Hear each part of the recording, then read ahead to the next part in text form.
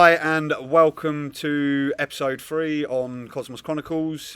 Today I'm joined by Drew from Saga.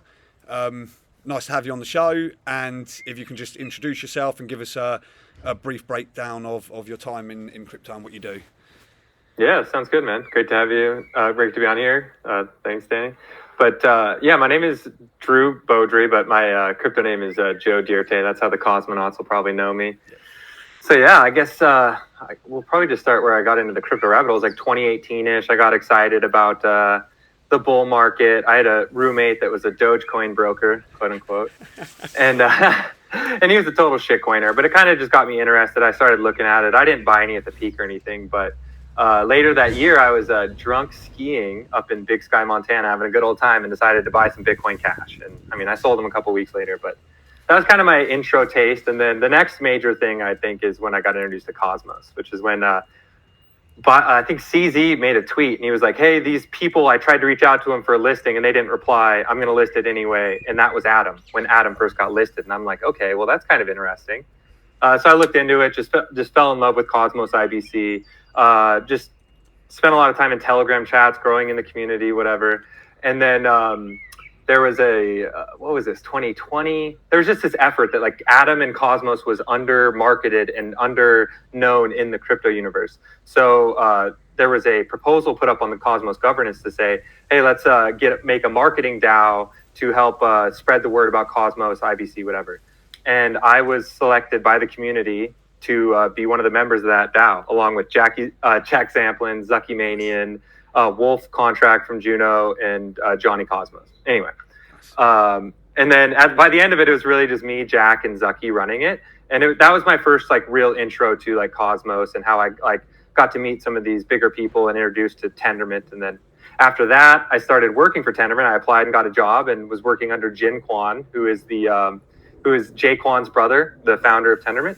I was working under him at Tendermint doing like venture kind of stuff, and then in the corp dev division. And then while we were all in Vegas on a trip, we had the idea for Saga. And yeah, that's kind of where this starts off. I was the first non-executive employee for Saga and was tasked with building the community and the brand. So as you can see right there, that's the Saga logo. Oh, nice! Yeah, that's. Yeah. I love the fact that the idea come from Vegas. Yeah. We were all all the in places Vegas to go and come up with an idea for it. It's in Vegas. Yeah, right. We're all in Vegas. We're in our first like in-person meeting. I'd been working there for like 6-9 months, and we just had this idea like we need to make a chain that it's easier for people to onboard onto Cosmos. Like having everybody like do their own validator set and having to build their own token economics to make sure it's sound. It's just not for everybody, and we want to make it easier onboarding process. And that, I mean, it just happened to be drunk in a Vegas hotel room where we where we really got excited and like we need to do something. And then that's where it was born. And Jin's like the original founder, and then later Rebecca came on, and all the other executives. Yeah, no, that's amazing. That's awesome. Yeah, no, thanks for that. I appreciate that. So I suppose that leads us on to now focus on Saga. And if you can so if I'm a new user, I don't know nothing about Saga, can you just explain what Saga is to me? And yeah, we'll carry on after you've done that. Please. Yeah. I guess I think it's important to just take like one step back and say like, okay, the first version of crypto was like Bitcoin, just like a single ledger. You can send, receive money, whatever. The second version was like Ethereum, where it's smart contracts. You can have dApps, these applications doing advanced stuff, borrow, lend, markets, whatever. And then what I think is the third revolution in crypto is IBC and just interoperability. And it's the idea that everything is not going to live on a single application, but there will be many applications, these app chains that communicate to each other over a common communication standard, IBC. And then Saga is just the idea that that's cool. We believe in the app chain vision that there will be many blockchains, but we need to make it so it's very easy to spin it up. So you can just snap your fingers and get an app chain just as easily as you can launch a contract on Ethereum, right? You don't need to ask permission or be some like crazy expert. You can just do it. So that was the original vision of what Saga is. It's just a chain to launch chains where you come here, you pay the money, and permissionlessly you get your own blockchain.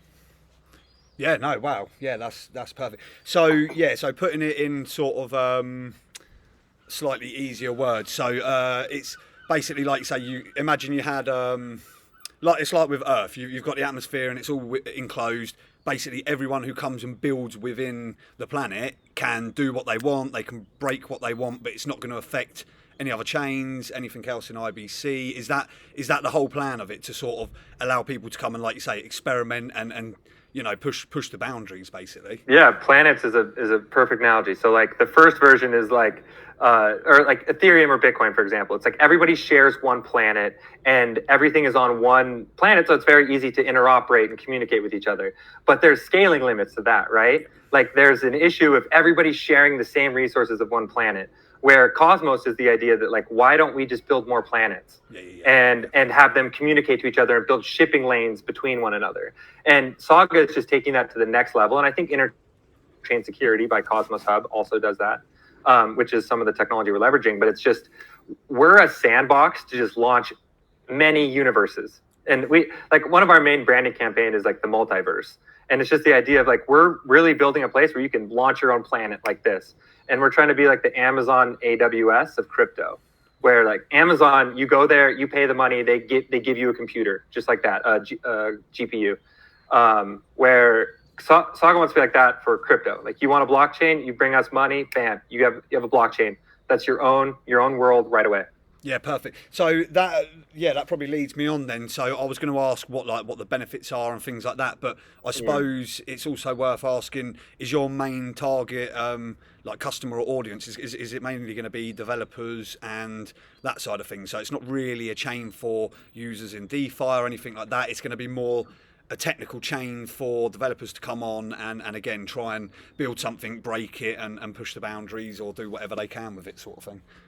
Yeah, I think the people that are actually going to be buying like block space in bulk and buying blockchains will be the developers. But like the whole point of this is building applications that users use, right? Yeah. So like that's the end goal, is to build a thing that developers really like, that can build really great user experiences for users and can scale horizontally. Because I think that's one thing that a lot of people don't think about right now, is that like the infrastructure for Web3 is not really built to scale to like there's billions of people in this world, and these applications These applications struggle to onboard hundreds of thousands or even millions. So if we were like really looking at end state of applications that are being used by millions of users, you are probably going to need more than one blockchain just for each application. You know what I'm saying? Like something like the equivalent of World of Warcraft or Call of Duty or Facebook, any of these Web 2 giants you think of cannot operate on a single blockchain, which is where like you start getting options. Are you going to do L2s, rollups, or app chains, pretty much? Yeah, no, that makes sense. We're all in on app chains as the future in Cosmos. So it is sort of like an incubator for developers to come, and so is the focus going to be them, like you say, playing around on Saga, building what they need to build, but then is the focus for them to, once they've built their product and got to the point where they're happy with it, are they going to then move off and potentially build their own L1 chain? Is that the plan, or are you planning to have a lot of apps obviously launch on Saga? I mean, because obviously once dApps start launching, obviously, are they going to launch tokens within Saga? Is Saga then going to need its own DEX, or is the focus just going to be come here, build your product, and then you move it off chain when you need to actually bring the users in and start really pushing it? Yeah, it's a good question. I think the end state for every majorly successful application is to try to capture the full value stack. So I don't care if it's Uniswap or Matic or whatever. Like they all end state are going to want some version of the app chain thesis or some way to like capture as much value for their shareholders or the people that are interested as possible. So I think the same applies to Saga, where we are fully open to the idea that like if a really successful application on Saga wants to like spin off and make their own chain, like that's perfectly fine. But like honestly, the end state I'm envisioning is that really successful applications won't do that, because they get successful enough and they already have the Saga infrastructure set up. They'll just launch a second Saga chainlet and a third Saga chainlet. Like why not scale horizontally with Saga? That's kind of my point of view if you have a very successful application. But I think it might change a little bit if you're talking about like DeFi. I think DeFi is the one place where it makes a lot more sense to try to capture everything, because it's such high value transactions that maybe you don't want to leak any value. Where like a game that's doing millions of transactions where each transaction is marginal value, they probably make more sense to just launch more chainlets and horizontally scale with us. Yeah. If that makes sense. Yeah. No, that does completely. No, that's perfect. So, before I ask like what your plans are going forward and things like that, what's what stage are you at now? Where are you? How far are you away from? Are you on mainnet already, or is mainnet happening, or? Yeah. So right now we have our first testnet live called Cassiopeia, and what that gives you, it's like a proper like chain to launch chains. So it's not decentralized yet technically. It's got the backbones to be decentralized, but we're running all 4 nodes. But like it still holds that you can interact with this testnet and go from having nothing to your own blockchain in 5 minutes. Nice. So like that's where we're at right now, and it's like cutting edge. No one else is doing anything quite like it. But the next stage is opening up to incentivized testnets, talking to the biggest validators in the world, which they're all already lined up, ready to go, and that's going to be coming like in soonish, like no official days or anything, but you'll see that. And then we're expecting mainnet Q4 this year, or if there's some delays, some issues, testnet doesn't go quite as planned, Q1 of next year. No, so we're talking very soon. We are going to have a live product where it's a proper chain to launch chains. Yeah, no, that's great. That's great. So another IBC enabled. I assume you're going IBC enabled straight away from the offset. Have you already worked out the tokenomics and things like that? The tokenomic design for the token. Yeah. I think if we just want to do like a very like brief overview of the interesting parts of the tokenomic design, I think it mostly revolves around on the back end. I was talking about how the developers are the ones buying blockchains. Yep. So they buy it in bulk, and you can think of it like a gauge that they have to fill up. And once the gauge hits a certain level, then their blockchain turns on, and it slowly drains as it consumes the resource that is the block space, because these validators are actually doing work. So that's on the back end, is the developers are buying the block space. The cool part is on the front end, since the developers are buying the block space in bulk, they can choose however they want how to monetize that block space.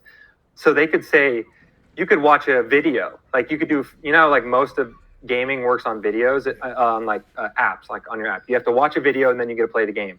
There's nothing stopping you from doing that when you have Saga on the back end. Where like the current infrastructure is, you want to interact with the blockchain, you have to get the tokens. You know what I'm saying? You have to do all this wallet setup stuff to be able to interact with the game.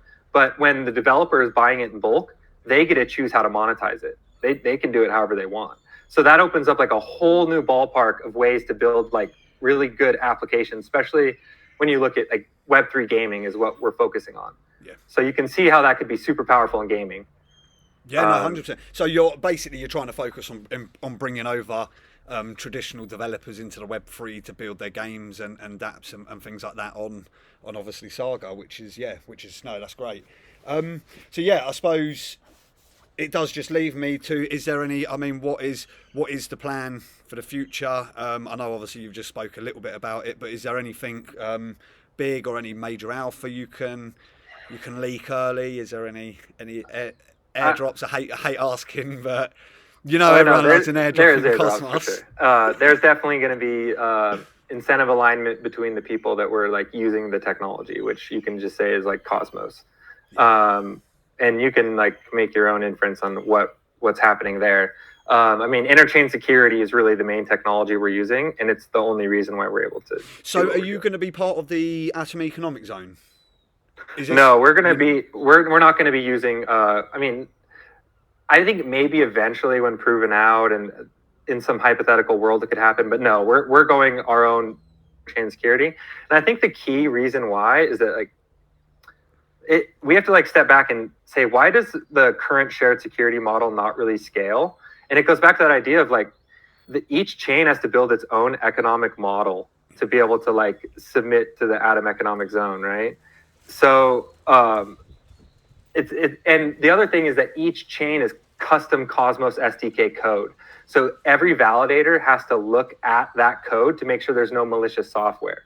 So like really every single one is an ad hoc one-off thing where each validator has to really do due diligence into launching it.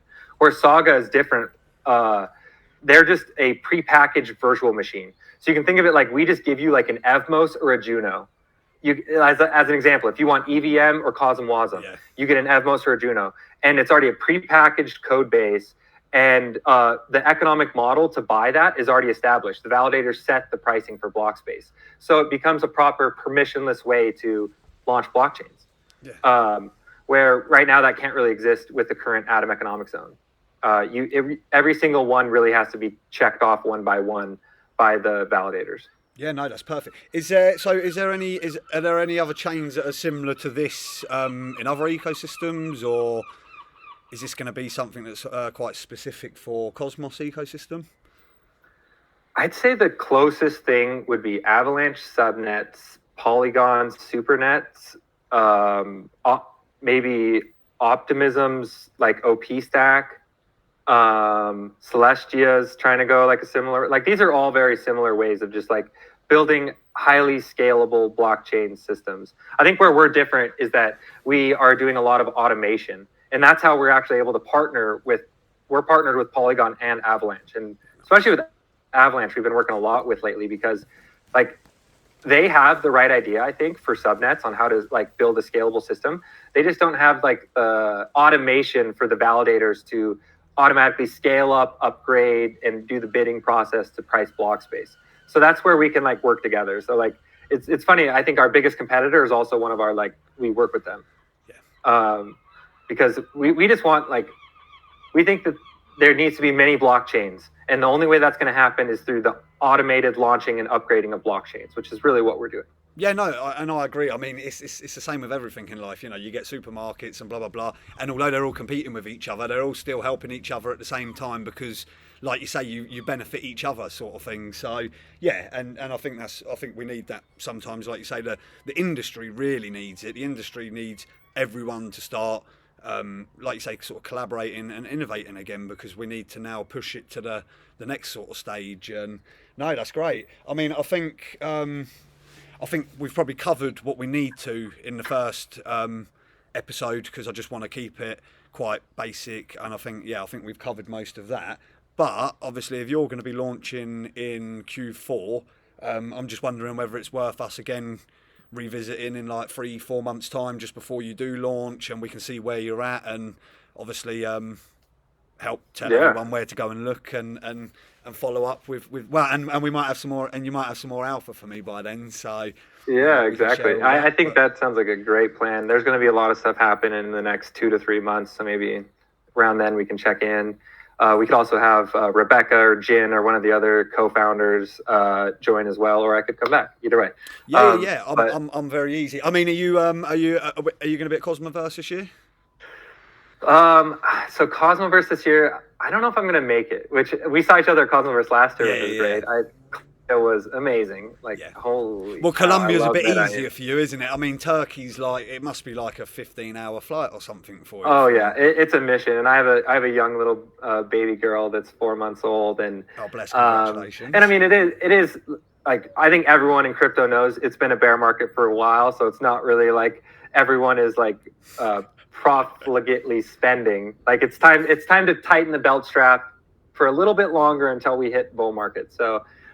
What I will say is that a lot of the Saga executives will be there. Like, I think pretty much all the Saga executives will be there. So if you're looking to talk to somebody about Saga or learn more, there'll be plenty of people. Yeah. I think we might even be having a game room where like there will be a private room set aside for like gaming, and some will be Saga powered. There will probably be like a Nintendo Switches or like FIFA. Who knows? I don't really know the final plans, but there may or may not be a game room themed by the Saga. So that should be fun. Yeah, no, that's perfect. Well, perfect. It's been a pleasure, and thank you for coming on today. And I look forward to having you back on in the future. Then.